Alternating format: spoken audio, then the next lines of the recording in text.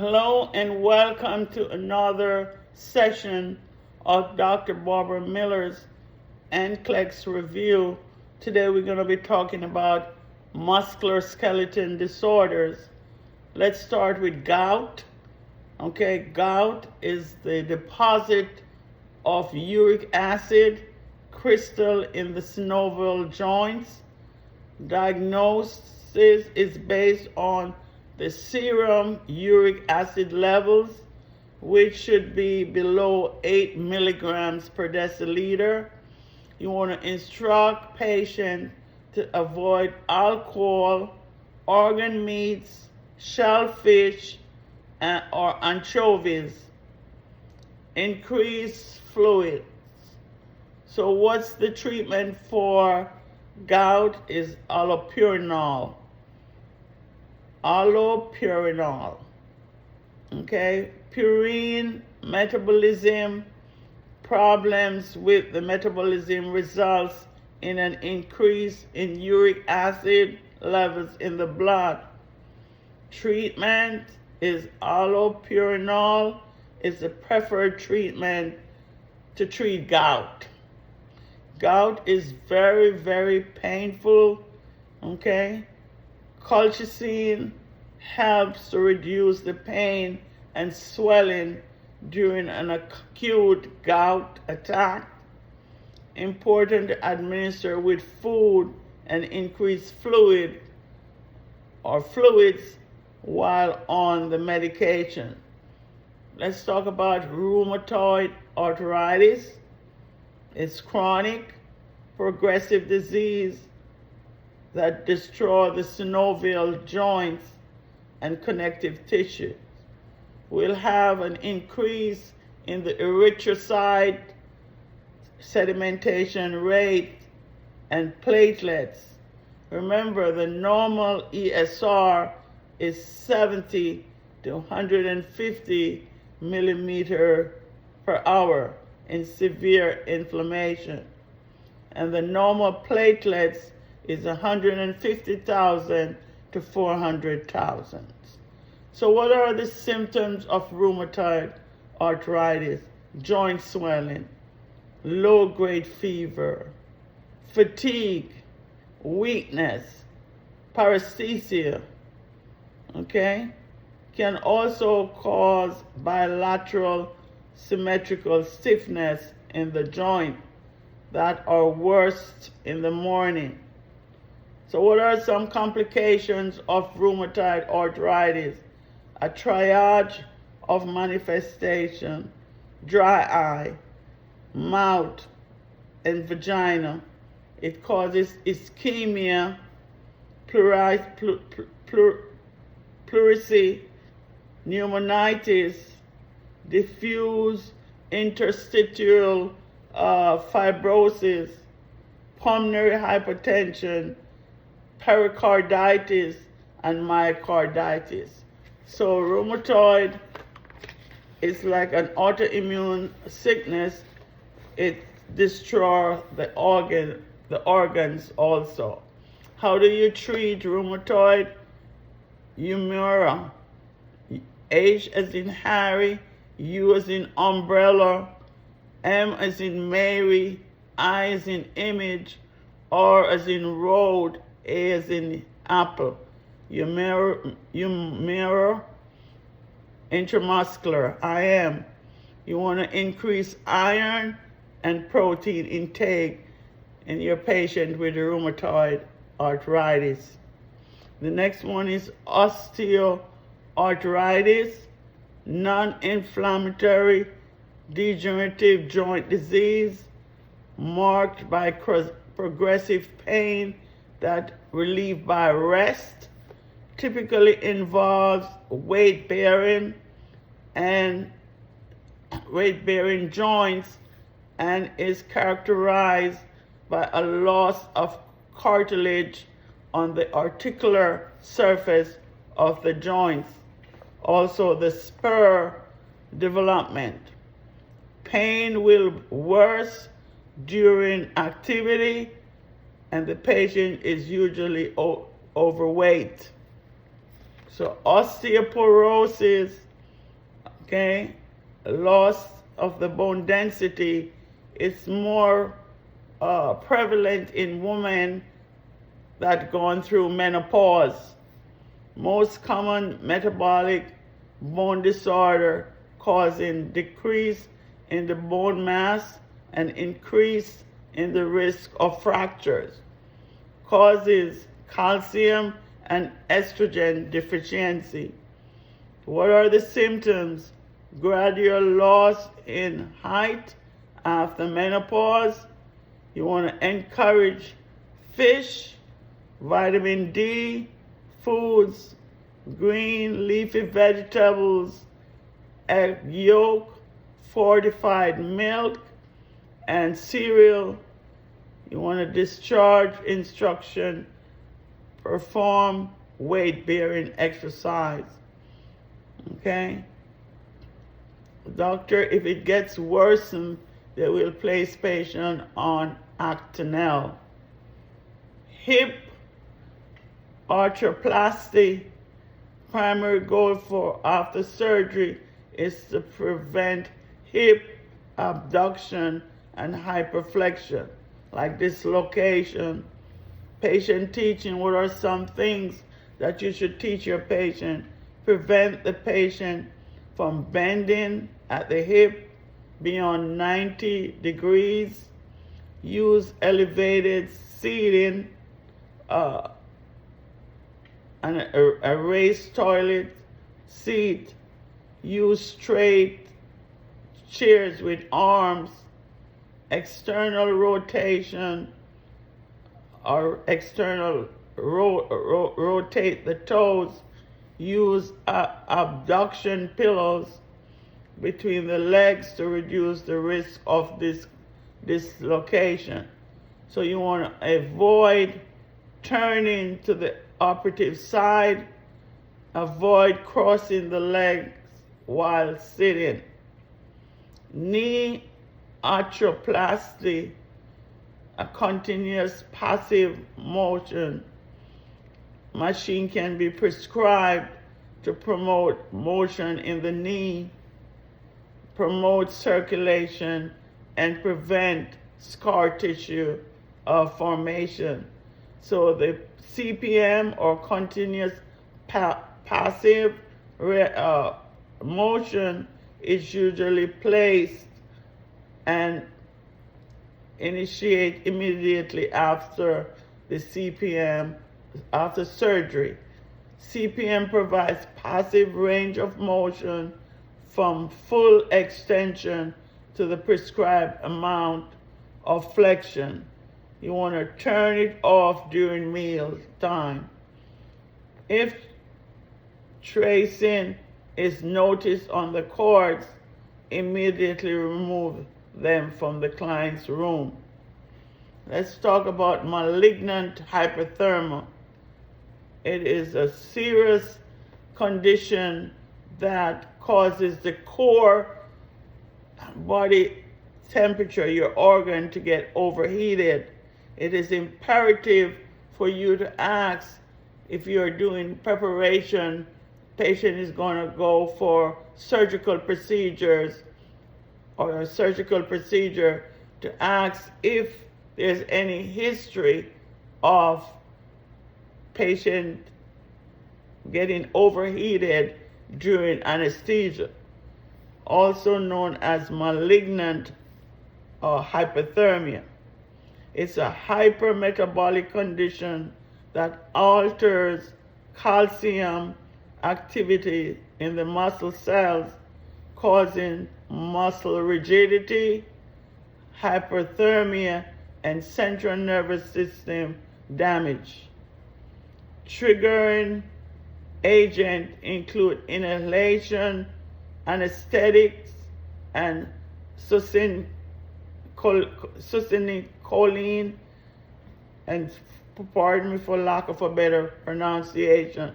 S as in Sam, U as in umbrella, C as in cat, C as in cat, I as in image, N as in Nancy, Y as in year, L as in Larry, C as in cat, H as in Harry, O as in orange, L as in Larry, I as in image, N as in Nancy, E as in Edwards. It's complication of general anesthesia. So it is so important for you to chart, okay, so the anesthesia can pick that up. Early signs, they will have increase in CO2, carbon dioxide, decreased oxygen saturation, and tachycardia, followed by dysrhythmias, muscle rigidity, hypotension, tachypnea, skin mottling, cyanosis, and myoglobinuria. Extremely high temperature, up to 44 Celsius or 111.2 Fahrenheit, may occur at a late manifestation. So what are some nursing considerations? Stop the surgery. Administer IV dandroline. D as in David, A as in Apple, N as in Nancy, T as in Tom, R as in Road, O as in Orange, L as in Larry, E as in Edwards, N as in Nancy, E as in Edwards. Dantrolene. A muscle relaxant. You want to administer 100% oxygen. You want to obtain for arterial blood gas to monitor for metabolic acidosis and blood tests to check for hyperkalemia, high potassium. You want to infuse ice, intravenous 0.9 sodium chloride. You want to apply cooling blanket, ice to the axilla, groin, neck, and head, and ice lavage. You want to insert an indwelling urinary catheter to monitor output for hematuria. Monitor cardiac rhythm and treat dysrhythmias and transfer client to the ICU area. The next topic is lumbar laminectomy. The boards will ask you questions. What would you do for a patient who just had a procedure for laminectomy? Removal of the lamina. You want a log roll. The patient should only be moved by way of log rolling. Compartment syndrome, secondary edema that causes an increase in the pressure in the closed space of the tissue compartment formed by an elastic fascia. This is an emergency because patient could lose a limb because there's no blood going to that area. Patient will have poor circulation. As the pressure increases, obstruction of venous circulation and arterial occlusion occurs, leading to ischemia. What are the symptoms? Progressive pain that is distal to the injury, unrelieved by any analgesics. Patient will have edema, paralysis, pallor, decreased or absent peripheral pulses. Patient will also have a delay in capillary refill, colder lamp temperature. The next one is fat embolism, which is a serious condition that could cause death to the patient. Okay, so pulmonary circulation is typically where the fat emboli becomes obstructed, which leads to dyspnea, chest pain, coughing, tachycardia, restlessness. Patient will also have something called petechiae over the cheek, the axilla are present with fat embolism. Another condition, multiple myeloma, bone fractures are common complications of multiple myeloma. Paget's disease, also another condition with fragile bones, common bone disease that affects the middle-aged and elderly people, is marked by inflammation of the bones, softening and thickening of the bones, excessive destruction, and unorganized bone repair, resulting in bowing of the long bones. Phantom limb pain, you got to know how to treat patients who undergone amputation, however, continues to complain of pain in that area, okay? So it occurs when an amputee complains of severe pain in the removed body part. Phantom limb pain. So what are some nursing considerations? Stomach care to promote healing, exercise to maintain the tone of the unaffected muscles, physiological support. Never assume that they do not have pain in the removed limb. Treat all pain aggressively to reduce swelling. The residual limb should be elevated on a pillow for 24 hours. And you could also advocate for calcitonin. That's the drug of choice for a patient complaining of phantom pain, calcitonin. Support the drain cast on the pillow. Do not cover. Allow to air dry.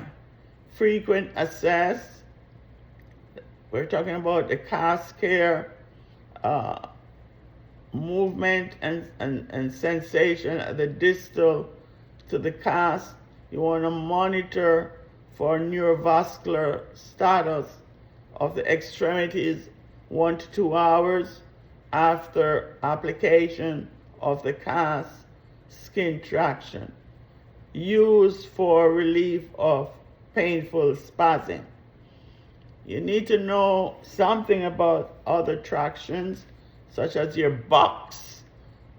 B as in Barbara, U as in umbrella, C as in cat, K as in kite, S as in Sam. Box traction is a short-term immobilization device used for femur or hip fractures to reduce muscle spasm and immobilize the injured limb until surgery. Another type of traction is Bryant's. B as in Barbara, R as in road, Y as in year, A as in and, N as in Nancy, T as in Tom, S as in Sam. Bryant's traction is a vertical suspension where the pelvis is elevated from the base, okay? Used for congenital hip dislocation and fracture femurs in infants and children who weighs less than 35 pounds.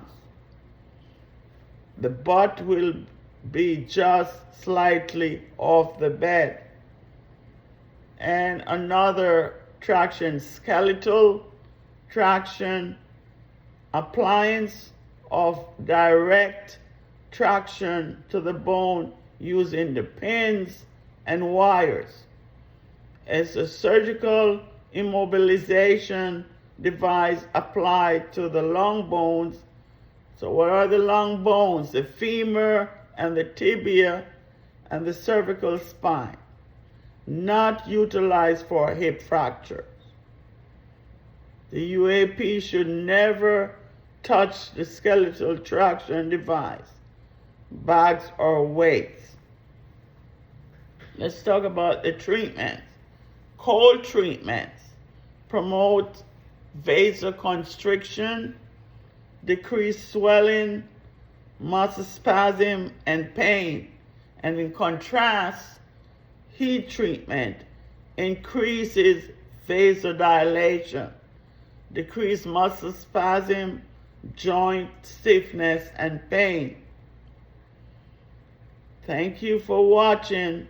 Hope this short video on musculoskeletal disorders and condition benefits you in the preparation of your NCLEX review. Please like, share, subscribe to help me grow my channel. Thank you. See you next time.